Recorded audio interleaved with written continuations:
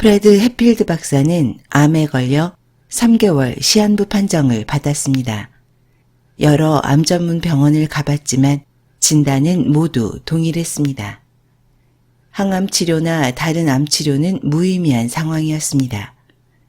그는 어차피 죽을 바엔 케톤 시기를 하기로 결심했습니다. 결국 해필드 박사는 암을 완치했습니다.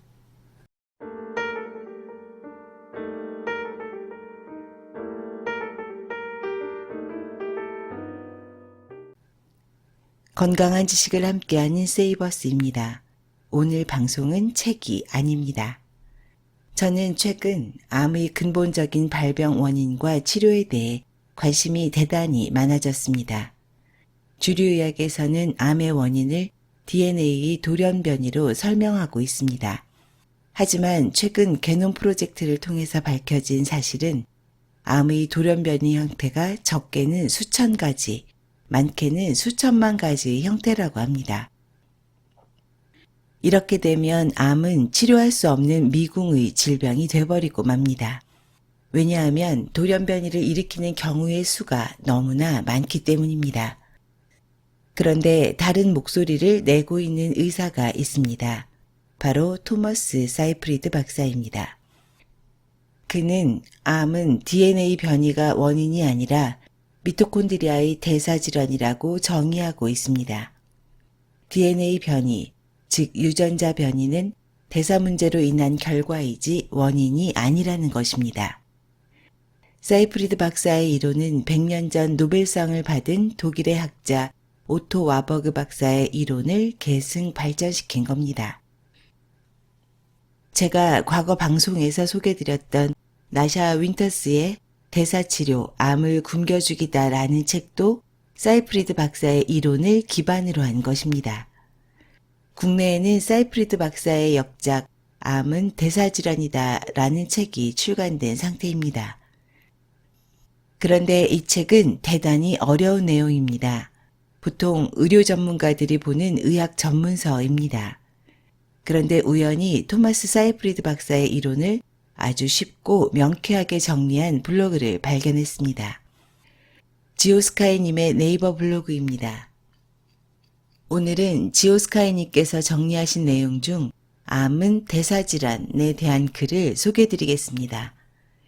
너무나 쉽게 글로 정리해 주셔서 많은 도움을 받은 글입니다. 물론 토마스 사이프리드 박사의 대사치료 이론이 만병통치약은 아닙니다. 암은 그리 만만한 상대가 아니기 때문입니다. 하지만 암의 무한진격을 방어할 수 있음은 분명해 보입니다.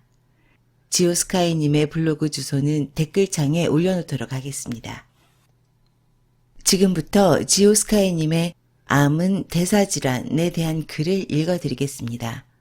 토마스 사이프리드 교수의 논문을 구글 번역으로 읽어봤는데요. 지오스카이님께서 정말 잘 정리해 놓으셨습니다. 오토 와버그 박사는 암세포를 연구하던 중 매우 특이한 점을 발견했습니다. 바로 암세포와 그 주변에서 젖산이 다량 발견되는 겁니다. 젖산은 정상세포에서 과격한 운동으로 산소가 부족할 때 발생합니다. 암세포는 산소가 충분한데도 젖산을 만들어냅니다. 이것을 와버그 효과라고 합니다. 정상세포는 산소가 충분한 상태에서 절대로 젖산 발효를 하지 않습니다. 젖산 발효는 너무 에너지 효율이 낮기 때문입니다. 와버그 박사는 암세포가 젖산 발효를 하는 이유를 암세포의 미토콘드리아가 손상되었기 때문이라고 추정했습니다. 그는 더 나아가 암은 미토콘드리아가 손상된 질병이라고 주장했습니다.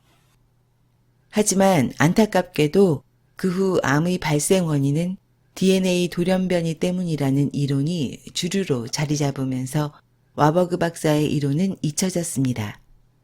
그런데 최근 놀라운 사실이 밝혀졌습니다. 핵을 제거한 정상세포에 암세포 유전자를 넣어도 암세포로 바뀌지 않는다는 겁니다.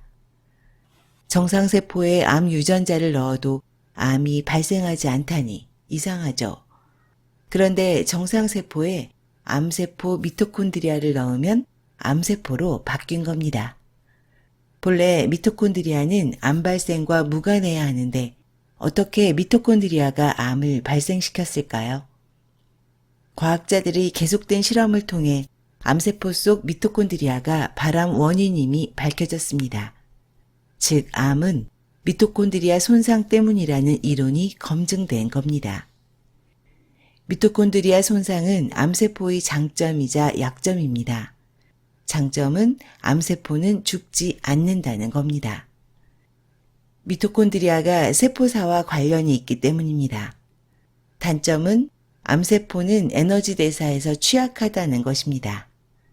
미토콘드리아는 세포의 에너지 발전소입니다. 세포가 살아가는데 필요한 에너지를 생산합니다. 그 과정에서 가장 필요한 것이 산소와 영양분이죠. 여러 영양분 가운데 포도당을 우선 사용합니다. 전자현미경으로 암세포의 미토콘드리아를 살펴보면 내부 주름 구조가 보이지 않습니다.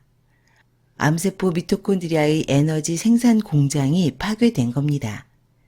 그래서 유기호흡으로 에너지를 만들지 못하고 아주 원시적인 방법인 젖산 발효를 통해 에너지를 생산합니다. 암의 무기호흡 과정은 다음과 같습니다. 포도당은 분해되어 젖산과 두 개의 에너지로 변환됩니다. 젖산 발효는 에너지 효율에서 유기호흡의 5.5%밖에 되지 않습니다. 암세포는 같은 에너지를 얻기 위해서 정상세포보다 18배나 많은 포도당을 사용해야 한다는 의미입니다. 암세포는 항상 포도당을 폭식할 수밖에 없는 겁니다. 이런 암세포의 특징을 이용해서 암덩어리의 위치를 확인할 수 있습니다. 바로 양전자 단층 촬영, PET 스캔입니다. 방사성 포도당을 주입해서 PET 스캔을 촬영하면 포도당이 몰려있는 곳이 붉게 표시됩니다. 붉은 곳이 바로 암덩어리가 있는 곳이죠. 미토콘드리아 손상으로 포도당을 폭식해야 하는 암세포의 특징은 치명적인 약점이 될 수 있습니다. 포도당은 정상세포나 암세포에서 1순위 에너지원입니다. 다른 에너지원보다 포도당을 먼저 사용한다는 의미입니다. 그런데 만약 포도당이 부족하면 어떻게 될까요? 그럴 때를 대비해서 우리 몸은 플랜 B를 준비해 두었습니다. 바로 지방을 태우는 겁니다. 그냥 지방이 아니라 지방산을 변형시킨 케톤체를 태웁니다. 지방은 소화기관에서 지방산으로 분해되어서 흡수됩니다. 간은 지방산을 케톤체로 변화시켜서 에너지원으로 사용할 수 있게 해줍니다. 케톤체를 태우는 유기호흡 과정은 세포의 발전소인 미토콘드리아에서 일어납니다. 그러면 미토콘드리아가 손상된 암세포는 어떻게 대응할까요? 미토콘드리아가 없는 암세포는 케톤체를 활용할 수 없습니다. 그렇다고 포도당의 젖산 발효처럼 케톤체를 발효할 수도 없습니다. 결국 암세포는 굶어서 죽을 수밖에 없는 겁니다. 이제 어떻게 암세포를 죽일 수 있는지 그 원리를 이해하셨나요?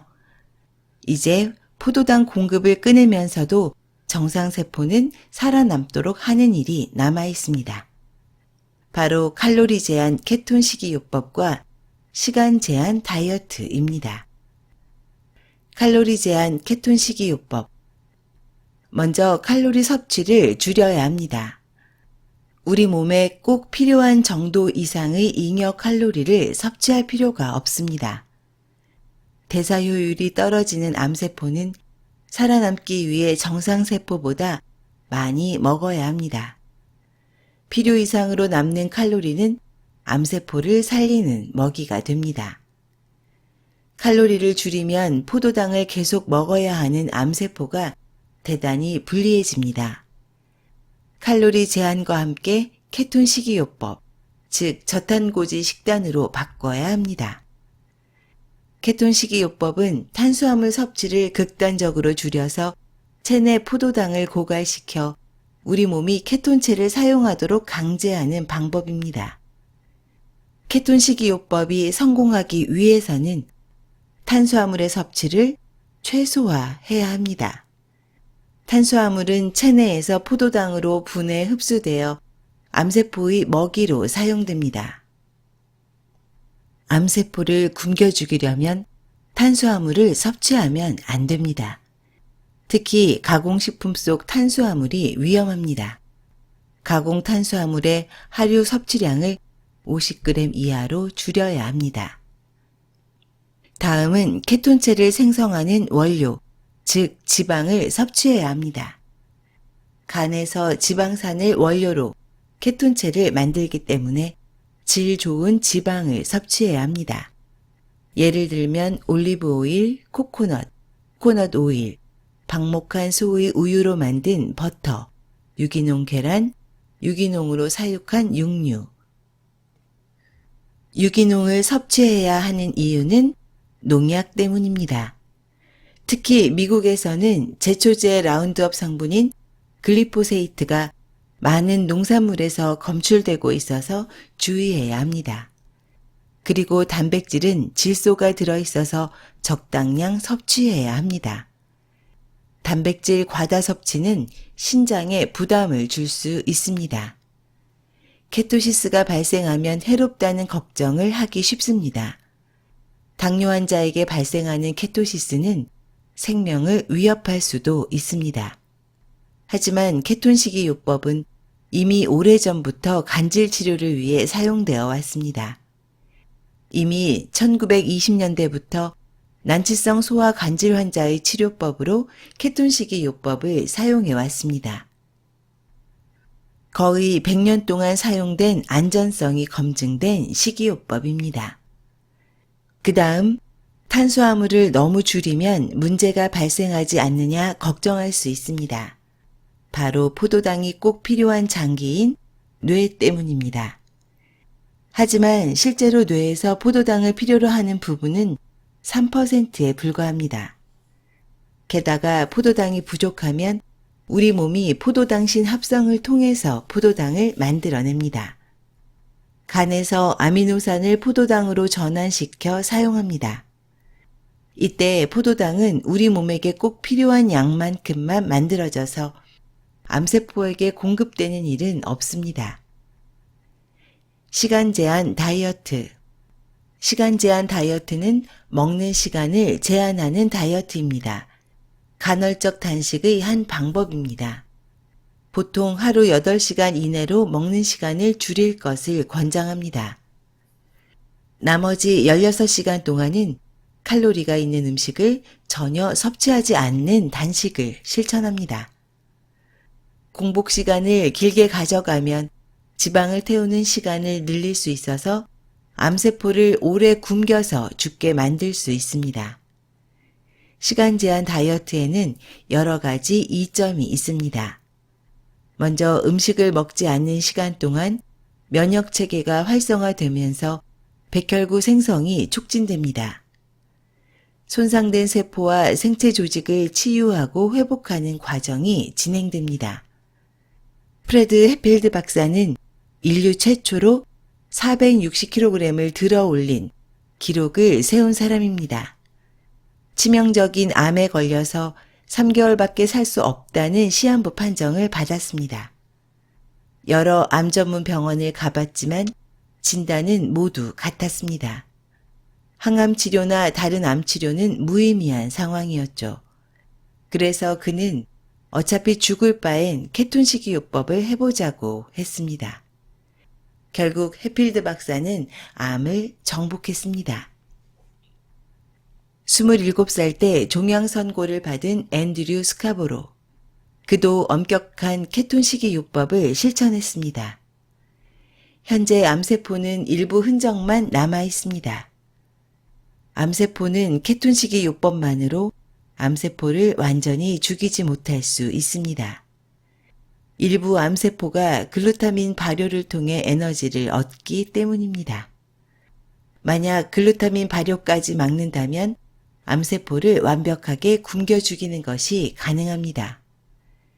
하지만 케톤 식이요법으로 암세포가 자라는 것을 막고 암덩어리가 줄어든 것은 확실합니다.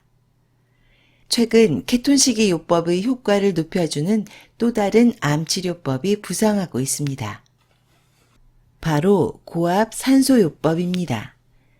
암세포는 산소를 활용할 수 없기 때문에 싫어합니다. 산소가 많은 환경은 암세포에게는 유해 환경입니다. 그래서 케톤식이 요법과 고압 산소 치료를 병행하면 암치료 효과를 높일 수 있습니다. 이렇게 좋은 케톤식이 요법이 확산되지 않는 이유는 현재 의료산업에 전혀 도움이 되지 않기 때문입니다. 먹는 음식을 바꿔서 암이 나을 수 있다면 제약회사와 병원, 의사에게는 큰 수입원이 없어지게 됩니다. 제약회사 입장에서는 케톤식이 요법을 연구하고 이를 홍보할 이유가 전혀 없습니다. 하지만 분명한 것은 일부 깨어있는 의사들에 의한 과학적 연구가 케톤식이 요법을 뒷받침하고 있다는 겁니다. 지금부터는 암은 대사질환이라는 과학적 근거에 대해 좀 더 설명해 보겠습니다. 먼저 중학교 생물 시간으로 돌아가겠습니다. 세포는 크게 세포핵과 세포질로 나뉩니다. 잘 알고 있는 대로 핵에는 DNA가 들어있어서 모든 유전 정보가 그곳에 보관되어 있습니다. 세포질에는 세포 내 소기관들이 있습니다. 미토콘드리아는 그 가운데 가장 중요하죠. 미토콘드리아는 발전소나 엔진과 같아요. 세포 생존에 필요한 에너지를 만들죠. 세포에서 제일 중요한 것은 핵입니다. 우리가 엄마 아빠를 닮은 것은 부모님으로부터 DNA를 절반씩 물려받았기 때문입니다. 동물을 복제할 때 핵이 가장 중요합니다. 세포 핵에 있는 유전 정보에 따라서 복제가 결정되기 때문이죠. 핵은 동물이 무엇인지를 결정합니다.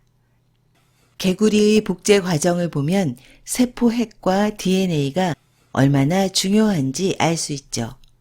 1. 먼저 개구리 AR 준비. 2. 개구리 AR에서 핵 제거. 3. 복제 대상인 개구리 B의 핵 추출. 4. 추출한 핵이 제거된 개구리 R의 이식. 5. R이 세포 분열에서 성장하도록 전기 자극.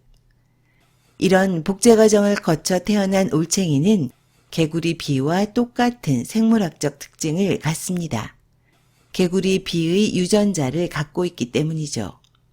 개구리 AR이 복제에 사용되었지만 개구리 B의 DNA를 갖고 있으므로 점박이 무늬가 없습니다. 지금까지 과학자들은 암을 유전질환이라고 확신했습니다. 여러 가지 원인으로 DNA의 돌연변이가 생겼고 유전자 돌연변이 때문에 암이 발생한다는 겁니다. 돌연변이 때문에 암세포는 세포사하지도 않죠. 또 세포 분열을 조절하는 유전자가 고장나서 무한증식하는 암덩이가 된다는 겁니다. 암이 유전자 돌연변이 때문에 발생한다는 학설은 이론의 여지가 없었습니다.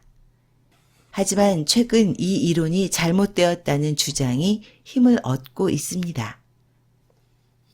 그럼 최근에 힘을 얻고 있는 암 발생 이론에 대해 알아보죠. 정상세포가 세포 분열하면 정상세포가 되고 암세포가 세포 분열하면 암세포가 생깁니다. 그렇다면 암세포를 복제하면 어떻게 될까요? 개구리 복제와 같은 결과가 나와야겠죠. 과학자들은 암세포가 생길 것으로 예측했습니다. 너무 당연한 얘기입니다. 암세포 유전자를 이용해 복제했으니 복제세포는 암세포가 되어야 합니다. DNA가 모든 것을 결정하기 때문입니다. 그래서 과학자들이 실험을 해봤습니다. 세계적으로 유명한 복제 전문가인 맥키넬 박사는 1969년 개구리 암 복제 연구를 했습니다. 논문은 세계 최고 과학 잡지 사이언스에 실렸죠. 과학자들은 먼저 개구리 콩팥에 암을 일으킨 다음에 암세포의 핵을 추출했어요. 그리고 정상적인 개구리 알의 핵을 제거한 다음 암세포의 핵을 이식했지요. 전기 자극을 줘서 개구리 알이 세포 분열을 했고 올챙이로 성장했습니다. 올챙이의 세포핵은 암세포의 DNA를 그대로 갖고 있었는데 암이 발생하지 않았습니다. 그거 참 이상하죠? 암세포 DNA가 암을 일으키지 않은 겁니다. 그 뒤 이와 비슷한 연구들이 계속 나왔습니다. 하지만 큰 주목을 받지는 못했습니다. 돌연변이 학설이 정설이 되었기 때문입니다. 2013년 또 하나의 놀라운 연구가 나왔습니다. 암세포에서 미토콘드리아와 세포핵을 교차로 이식하는 실험을 한 겁니다. 모두 4가지 케이스가 있습니다. 지금 내용은 영상 속 그림을 보시면서 들으시면 좋겠습니다. 1. 정상세포 핵 제거, 그리고 암세포 핵 이식 배양. 암 DNA를 이식받았는데 정상세포를 유지합니다. 2. 악성도가 낮은 암세포의 핵을 제거하고 악성도가 낮은 다른 암세포의 핵을 이식 후 배양합니다. 암세포의 낮은 악성도에는 변화가 없습니다. 3. 악성도가 높은 암세포 핵을 제거하고 악성도가 낮은 암세포 핵을 이식 배양합니다. 악성도가 낮은 암 DNA가 들어왔음에도 악성도가 여전히 높습니다. 4. 악성도가 낮은 암세포 핵을 제거하고 악성도가 높은 암세포 핵 이식 후 배양합니다. 악성도가 높은 암 DNA가 들어왔음에도 악성도가 여전히 낮습니다. 이 실험들은 암세포 특성을 결정하는 것은 핵이 아니라 미토콘드리아임을 보여줍니다. 이번에는 미토콘드리아 이식 실험을 했습니다. 암세포 미토콘드리아를 이식받은 정상세포는 돌연변이를 일으켜 암세포로 변했습니다. 반대로 정상세포의 미토콘드리아를 이식받은 암세포는 종양 특성이 사라졌습니다. 암세포가 착해지면서 종양 증식을 멈춘 겁니다. 이 실험은 암은 DNA 돌연변이가 아님을 보여주는 결정적인 증거입니다. 암은 미토콘드리아 변이가 원인입니다. 미토콘드리아가 세포 대사의 핵심이기 때문에 과학자들은 암을 대사질환이라고 합니다. 암은 유전질환이 아니라 대사질환. 과학자들은 미토콘드리아 대사에 이상이 생기는 원인은 기본의 암 발생 원인과 같다고 합니다. 노화, 지나친 당분과 가공식품의 섭취, 운동 부족, 환경오염과 방사능 노출, 스트레스와 수면 부족, 그리고 염증과 당뇨, 영양 불균형, 유전적 소인 등입니다. 암을 예방하려면 미토콘드리아의 변이를 막아야 합니다. 그러려면 건강한 식습관이 매우 중요합니다. 이미 암에 걸렸다면 어떻게 해야 할까요? 암이 대사질환임을 인식하면 식습관을 바꿔 암을 굶겨 죽일 수 있습니다. 미토콘드리아는 힘을 내는 엔진입니다. 정상세포의 미토콘드리아는 포도당과 지방산을 연료로 사용합니다. 포도당과 지방산을 피루부산으로 바꿔서 ATP 형태로 에너지를 만들어냅니다. 이 과정이 정상적으로 진행되면 활성산소도 적게 발생합니다. 하지만 암세포는 다릅니다. 엔진인 미토콘드리아가 파괴되어 있어서 암세포는 지방을 연료로 사용할 수 없죠. 암세포는 오직 포도당만 먹어야 합니다. 미토콘드리아가 없으니 포도당을 정상적으로 태우지도 못합니다. 포도당을 젖산으로 발효해서 에너지를 만들어냅니다. 젖산 발효는 대단히 원시적인 방식입니다. 에너지 효율이 너무 낮아서 효모처럼 원시 생물만 사용합니다. 게다가 미토콘드리아가 고장나면 활성산소가 다량 발생합니다. 이 활성산소가 DNA를 손상시켜 돌연변이의 원인이 됩니다. 많은 과학자들이 암세포의 손상된 DNA를 보고 암 발생의 원인으로 착각한 겁니다. DNA 돌연변이는 미토콘드리아 고장의 결과였던 거죠. 고장난 미토콘드리아에게는 또 한 가지 문제가 있습니다. 병든 세포는 죽어야 하는데 병들어도 세포가 죽지 않습니다. 병든 세포의 자살을 유도하는 것이 미토콘드리아이기 때문입니다. 엔진인 미토콘드리아가 없는 암세포는 에너지를 얻기 위해 효율이 낮은 젖산 발효를 할 수밖에 없다고 했습니다. 효율이 낮으니 미토콘드리아는 포도당을 많이 필요로 합니다. 암세포가 정상세포만큼 에너지를 만들려면 포도당을 18배 이상 먹어야 합니다. 이는 암세포의 치명적인 약점입니다. 폭식을 해야 하는 암세포는 포도당이 들어오지 않으면 굶어 죽을 수밖에 없습니다. 과학자들이 암세포를 죽이기 위해 칼로리 제한 실험을 했습니다. 2마리 쥐의 머리에 종양을 일으키고 한 마리는 식사를 제한하지 않고 다른 한 마리는 칼로리 섭취를 제한했습니다.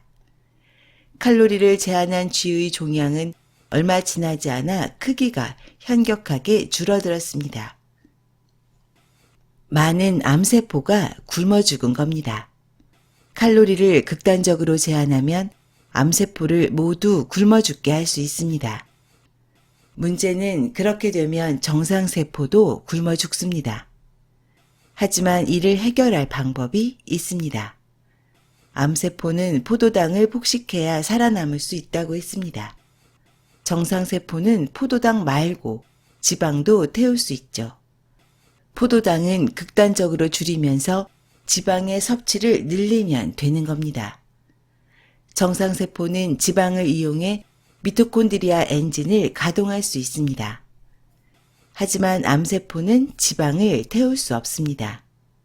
그래서 암세포를 죽이려면 포도당은 완벽하게 차단하고 지방을 다량 공급하면 됩니다.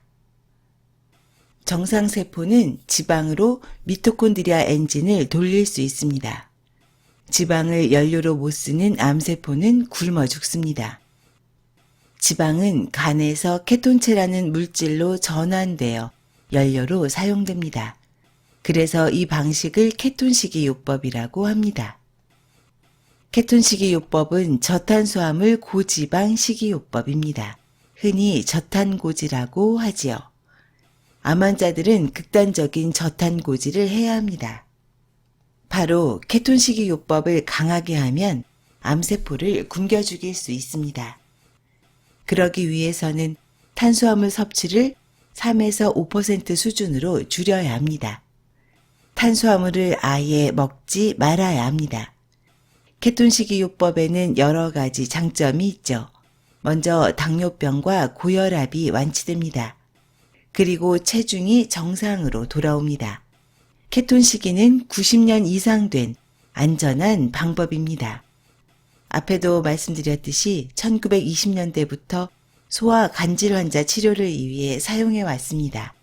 한국에서 대형 병원에서 소아 간질 환자 치료를 위해 사용합니다. 약이 듣지 않는 악성 소아 환자를 대상으로 케톤식이요법을 2년 동안 실행하면 간질이 완치된다고 합니다. 그러면 정상 식사로 돌아갑니다. 참을성이 없는 어린아이들도 할 수 있는 케톤식이요법을 성인 암 환자가 못할 이유는 전혀 없습니다. 항암 치료와도 병행할 수 있습니다. 독성이 전혀 없고 돈도 안 듭니다. 케톤식이요법을 병행하면 항암 치료의 효과를 극대화할 수 있습니다. 지금까지 지오스카이님의 블로그에서 암은 대사질환과 관련된 글 2편을 소개드렸습니다. 서두에서 밝혔지만 다시 한번 지오스카이님께 감사의 말씀을 드립니다. 케톤식이요법은 암을 굶기는 효과가 분명 있습니다. 물론 식이요법만으로 모든 암을 퇴치할 수는 없을지도 모릅니다. 암은 그리 만만한 상대가 아니기 때문입니다. 하지만 지금의 유전자 변이 이론에 입각한 암치료는 변경되어야만 합니다. 왜냐하면 인간의 생명이 달려있기 때문입니다. 지금까지 건강한 지식을 함께하는 세이버스였습니다. 여러분의 건강한 삶을 응원합니다. 감사합니다.